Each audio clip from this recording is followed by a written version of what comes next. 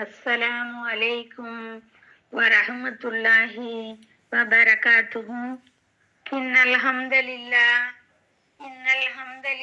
நஹ்மதுஹு நஸ்தஈனுஹு வ நஸ்தக்ஃபிருஹு வ நஊது பில்லாஹி மின் ஷுரூரி அன்ஃபுஸினா வ மின் ஸய்யிஆத்தி அஅமாலினா.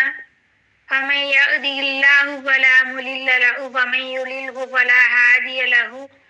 أشهد أن لا إله إلا الله وحده لا شريك له وأشهد أن محمدا عبده ورسوله أما بعد. அல்லாஹ்வின் நல்லடியார்களே, நான் இன்னைக்கு எடுத்திருக்கிற தலைப்பு குர்ஆனை வாழ்வியலாக்குவோம். நாம் இந்த குர்ஆனை எப்படி வாழ்வியலாக கொண்டு வருவது? நம்ம சிறு குழந்தைகள்ல இருந்தே நம்ம ஓதிட்டு தான் இருக்கிறோம். 5 வயசுல இருந்து 7 வயசுல இருந்தே நம்ம குர்ஆன் ஓதுறோம். ஆனா படிப்பினை பெற்றோமா? எப்படி படிப்பினை பெறுறது? ஓதுறோம், ஆனா அர்த்தம் தெரியாம தான் ஓதிட்டு இருக்கோம். அது அர்த்தம் பொருள் உணர்ந்து படித்தால் தானே நமக்கு படிப்பினை பெற முடியும் குர்ஆனிலிருந்து. அல்லாஹ் சொல்றான் இல்லையா, அல்லாஹ் ஒரு எழுத்துக்கு 10 நன்மை தாரேங்கிறான். அப்போ ஒரு எழுத்து அலிஃப் லாம் மீம் 3 எழுத்துக்கு நமக்கு 30 நன்மை கிடைச்சிருது. நம்ம ஓதுறோம், அந்த நன்மை நமக்கு கிடைச்சிட்டு தான் இருக்கு, அல்லாஹ் தாரேன்னு சொல்லிட்டான். ஆனா பொருளுணர்ந்து நம்மளுடைய தாய்மொழியில் பொருளுணர்ந்து படித்தால் தானே நம்ம அதுல இருந்து படிப்பினை பெற முடியும்.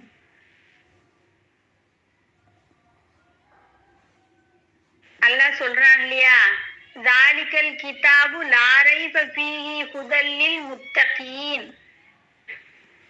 இது வேதம், இதில் எந்த சந்தேகமுமே இல்லை, இது வேதம், இது முத்தகீன்களுக்கு வழிகாட்டி அப்படின்னு அல்லாஹ் சொல்றான்.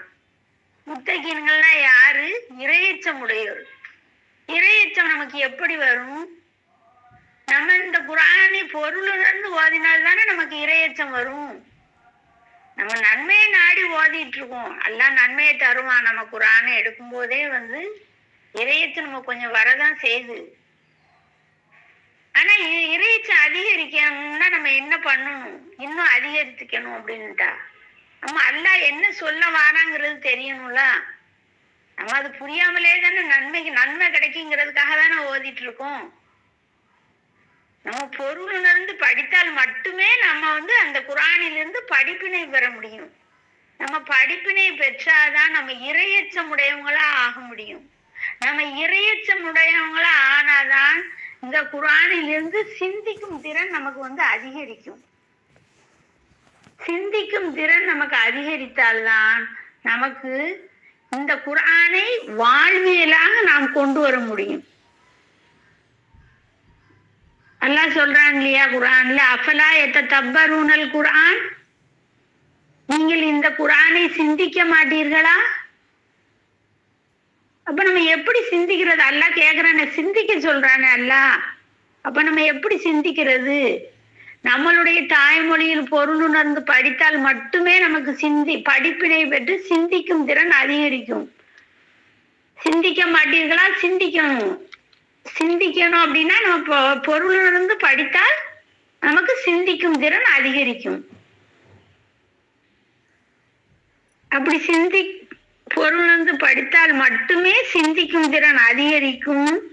சிந்திக்கும் திறன் அதிகரித்தால் நாம் இந்த குர்ஆனை வாழ்வியலாக படிப்பினை பெற்று வாழ்வியலாக கொண்டு வர முடியும் என கூறி எனது இந்த சிறு உரையை முடித்துக் கொள்கிறேன். வாஹிர் தவானா அல்ஹம்துலில்லாஹி ரப்பில் ஆலமீன்.